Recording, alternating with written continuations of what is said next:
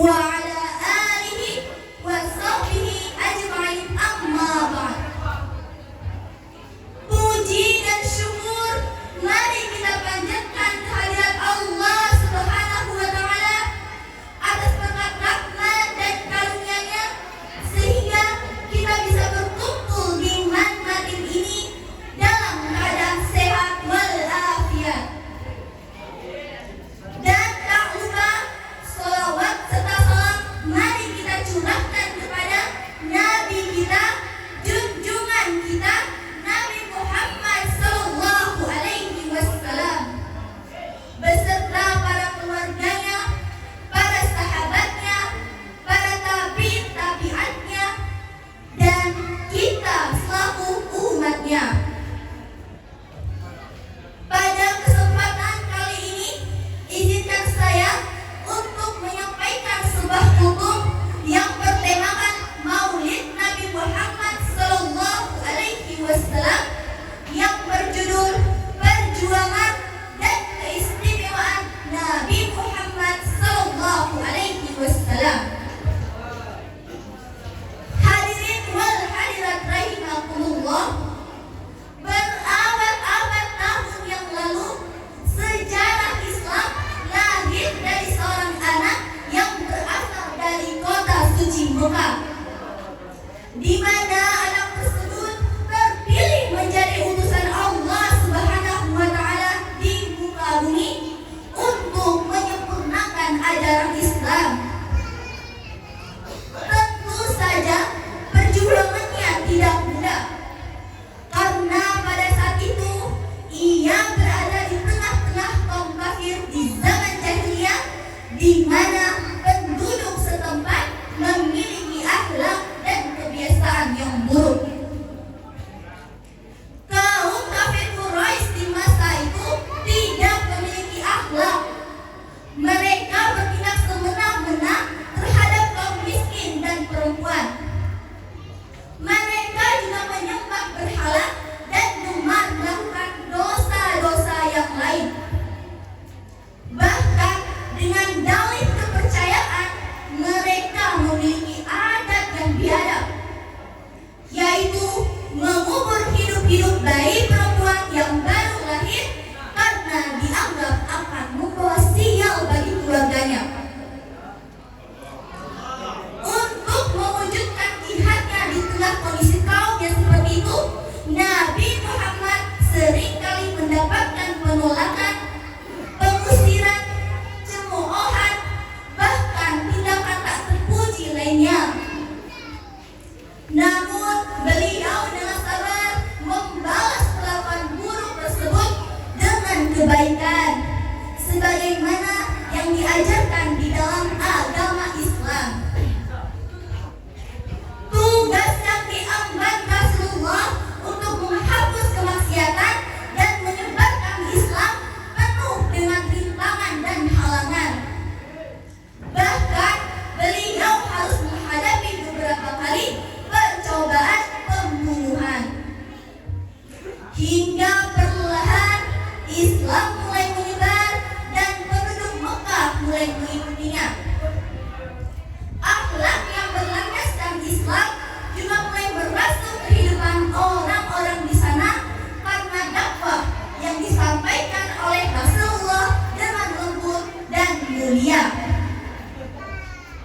Seiring berjalannya waktu, Islam semakin besar dan bisa kita nikmati hingga saat ini. Hadirin wal hadirat rahimakumullah, semua ini tak luput dari perjuangan dan keistimewaan Nabi Muhammad sallallahu alaihi wasallam. Berbicara tentang keistimewaan beliau,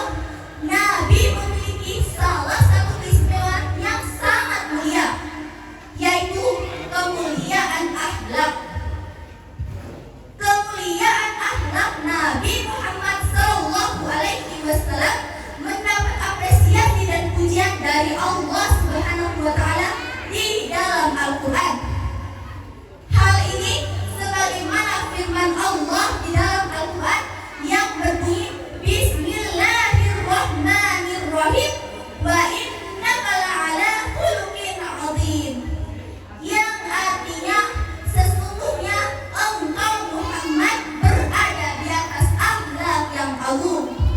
Quran surah Al-Qalam ayat 4. Kemuliaan akhlak ini beliau ajarkan kepada para sahabat, keluarga, dan umat Islam di seluruh dunia, sehingga kita harus berlaku menjadi muslim yang baik agar bisa membawa citra Islam yang rahmatan lil alamin. Hadirin wal hadirat rahimakumullah, dari kisah tersebut bisa kita simpulkan bahwa hal yang membuat Islam bisa menyebar di tengah zaman jahiliyah dan berkembang dengan cepat adalah cara Rasulullah dalam menyampaikan dakwahnya. Akhlak terpuji yang dimiliki oleh Rasulullah membuat orang-orang percaya bahwa beliau adalah utusan Allah dan mengikuti ajarannya. Saat ini kita sangat beruntung karena bisa menikmati indahnya agama Islam dan bisa menjalankan syariatnya dengan bebas berkat perjuangan dan pengorbanan yang telah dilakukan oleh Rasulullah dan para sahabatnya di masa lalu.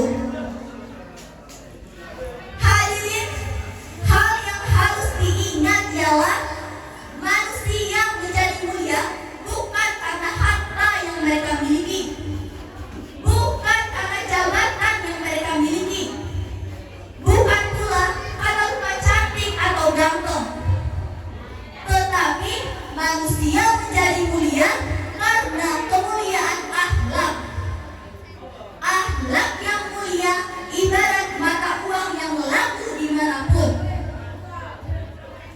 Walaupun kamu tak punya harta, kamu tak punya jabatan, selama kamu beriman dan mempunyai akhlak yang mulia, maka kamu akan dihargai orang dimanapun kamu berada. Betul? Sesuai dengan hadis Nabi Muhammad SAW dari Abu Darda radhiyallahu anhu yang berbunyi, "La min syai'in yuhdaw fil mizani asqalu min husnil khulqi, wa inna sahiba husnil khulqi la yablughu bihi darajat sahibis shaumi was shalah." Yang artinya, tidak ada sesuatu amalan yang jika diletakkan dalam timbangan lebih berat daripada akhlak yang mulia. Sesungguhnya orang yang berakhlak mulia bisa menggapai derajat orang yang rajin puasa dan yang rajin sholat. Hadis riwayat Tirmizi. Untuk itu sudah sepatutnya kita dapat meneladani dan meniru akhlak Nabi Muhammad SAW dalam menjalankan kehidupan sehari-hari sesuai dengan pedoman Al-Quran dan hadis. Karena hal tersebutlah yang dapat menuntun kita ke jalan yang diridhoi Allah Subhanahu wa Ta'ala.